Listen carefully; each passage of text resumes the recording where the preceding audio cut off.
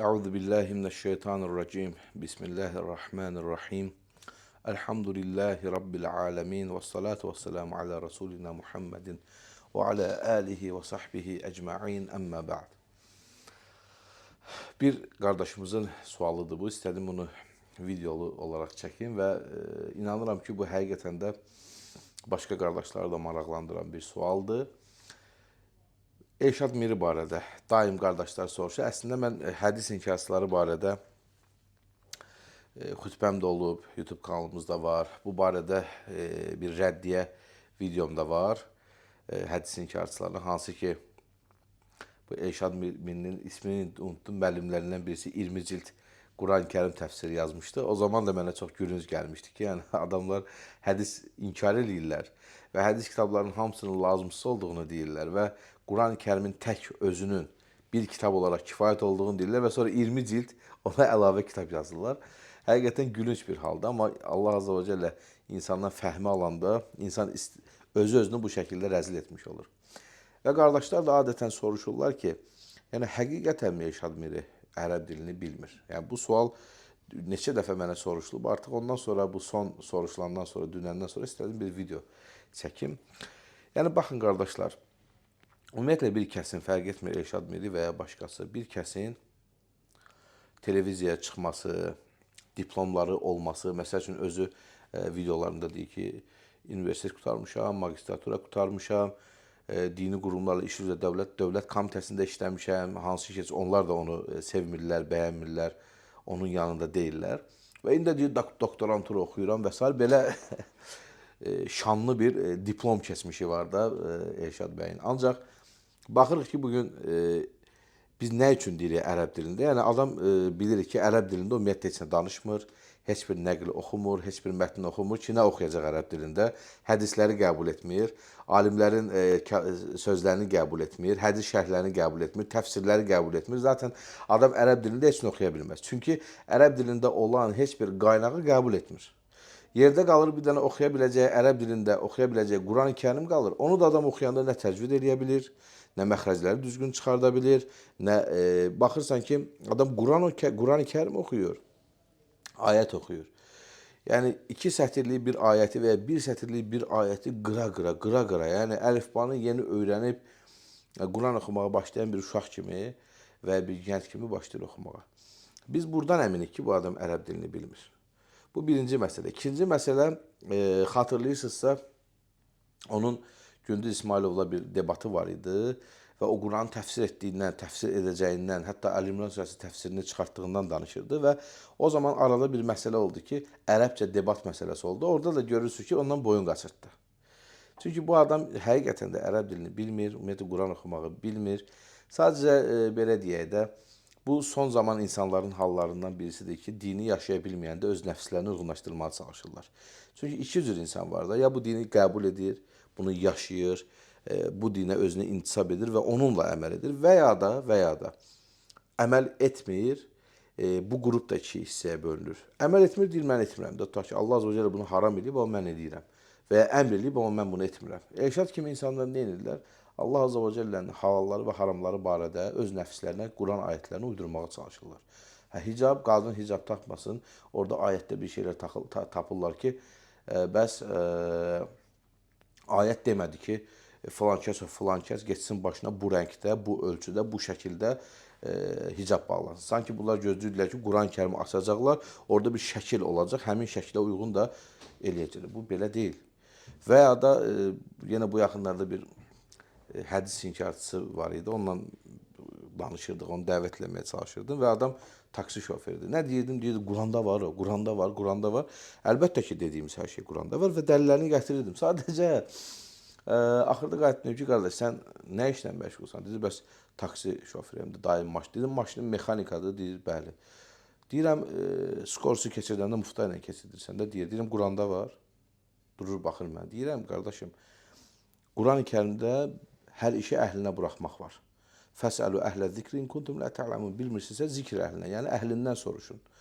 Bu maşını da düzəldən olub, bunun əhli olub, insanlara öyrədib, maşın bu şəkildə sürülür, düzdür? İndi sən maşını sürmək üçün Quran-Kərimdə maşını bu sürülür işarəsini axtarırsan, sürülüş cədvəlini axtarırsan, yol hərəkət qaydalarını axtarırsan, axtarmırsan. Çünki ehtiyac yoxdur. Zaten Quran-Kərim sənə düzgün olan şeyə, mübah olan şeyə, gözəl olan şeyə tabe olmağı əmr eləyir. Və həyatda qarşına çıxan gözəlliklərlə də əməl edirsən. Bu digər məsələlərdə də belədir. Kimsə məsəl üçün gecə namazı durub qılır. Var Quran-Kərimdə konkret bunun adı belə olsun, bu saatda dursun, bu. O saatda olmasa da gecə ibadəti ilə bağlı Müddəssir surəsində ayət-i kərim var. Və ya namazların bu şəkildə adlanması ilə bağlı var. O şəkildə tam olmasa da ona işarə edən hökmlər var ki, biz zaten bunu iddia eləmirik ki, hər şey Quranda olmalı. Quran-Kərim hökmlərdən ibarətdir, qanunnamədir, qanun kitabıdır və həmin qanunların izahı da sünnə və Peyğəmbər sallallahu aleyhi və səlləmin əməllərindən ibarətdir. Ona görə, əziz qardaşlarım, mövzuya qayıtsaq, yəni bu yoldaş ərəb dilini bilmir, nəinki ərəb dilini, Quran-Kərim oxumağı bilmir və bu səbəblə də heç onu dinləməyə də dəyməz, onunla bağlı hər hansısa bir məsələdə necə düşündüyünü dinləməyə də dəyməz. Çünki bu belə bir hal mümkün deyil ki, bir şey Allah Resulü sallallahu aleyhi ve sellem zamanında olsun, sonra 1400 il bunu heç kim bilməsin, 3 dənə hədis inkarçı professor Türkiyədə birləşsin, nəsə ortaya qoysun və sonra bunu da Azərbaycanda Elşad Miri bilsin və həmçinin ona tabi olan insanlar bilsin. Bu belə bir şey deyil, bu tədricilikdir. Və gülünc olan şeylərdən birisi də budur ki, adama soruşurlar, sizin kimi düşünən başlayır Çingiz xanın yanırdığı kitabxanalardan danışmağa, başlayır, belə deyim də, sanki bu kitablar Əməvi dövləti zamanında sultanların məcburiyyəti qarşısında, ya belə də giz tarixi gülməli şeylər gətirir. Yəni də demək istəyir ki, sanki var idi bunun kimi haqq əhli insanlar və tarix boyunca onlar öldürülüb, onların kitabı yandırılıb və s. Əlbəttə bu da düzgün bir şey deyil. Elə bir şey ola bilməz ki, məlumat tamamilə itmiş olsun, heç bir dini qərinə qalmasın, dini mənbə qalmasın və 1400 ildən sonra Elşad birdən çıxsın ki, mən, bəs sən dini qərinə qalmayıbsa, heç harada oxumamısansa, yuxuda görmüsən danışdığın şeyləri. Yəni, əlhamdülillah, qardaş, biraz bəzi şeylər var ki, Allah Azza və Cəllənin vermiş olduğu ağıl neməti ilə, məntiq neməti ilə də insan düşünüb nələrisə qadir ola bilər və həmçinin Allah Azza və Cəllə qullarının fitrətinə tövhidi yerləşdirib, hansı ki Allah Azza və Cəllə Rum surəsində buyurur ki, fəəqim və şəkəli dinə hənifən fitratallahi ləti fətərən nəsə aleyhə lə təbdilə ilə xalqilləh zəlikə dinin qayyum və ləkin əksərən nəsə lə yələmun.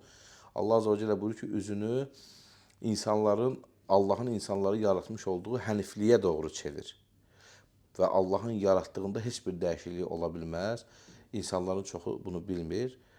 Dost doğru din budur, insanların çoxu bunu bilmir. Yəni, baxın, Allah Azza və Cəllə ayətdə də insanın bəlli bir fitrət üzərinə yaradıldığını, fitrətdə Allah Azza və Cəllənin bilinməsi, tanınması və həniflik deyəndə nədir həniflik? Allaha ibadət etmək, ona heç bir şey şərik qoşmamaq. Allah Azza və Cəlləyə ibadət bildirilir və elə fitrətin özü insanı yönləndirir ki, insan Allaha və Rasuluna tabi olsun.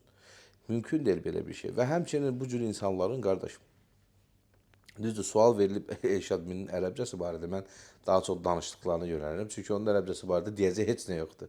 Bir kəlmə bilmir. Amma digər məsələlərə gələndə, həmçinin qardaşım, yəni belə bir şey ola bilməz ki, Allah Azza və Cəllə ayətlərdə Rasulullah sallallahu aleyhi və səlləmə tabi olmaqdan danışır. Və bu tabiçilik necə ola bilər? Bu tabiçilik ancaq ola bilər onun sünnətinə əməl etməklə də, düzdürmü? İndi sünnəti də aradan çıxardanda onda belə çıxır ki, Allah Rasulü sallallahu aleyhi və səlləmə itaətlə bağlı gələn ayətlər tarixi hadisələr olaraq qalmış olur. Yəni bu sanki bir tarixi hadisədir. Burada danışılan mövzular, danışılan məsələlər boş məsələlərdir. Yəni bir sadəcə olub keçib də tarixdə belə hadisələr olub. Peyğəmbər sallallahu əleyhi və səlləmə hadisələrə cəryan edib, itaət etməyiblər, ayət gəlib, sonra itaət ediblər və s. bu cür hansı ki ayətlərin itaətlə bağlı nüzul səbəbləri var.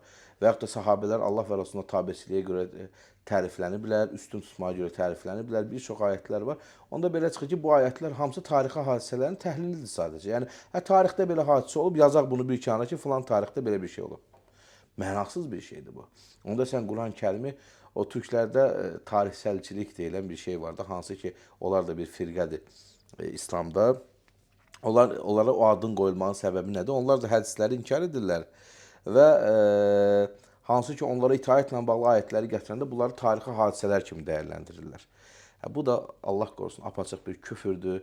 Quran-ı Kərimin qiyamətə qədər qalıcılığını sorğulamaqdır. Quran-ı Kərimin hökmlərinin davamlılığını sorğulamaqdır.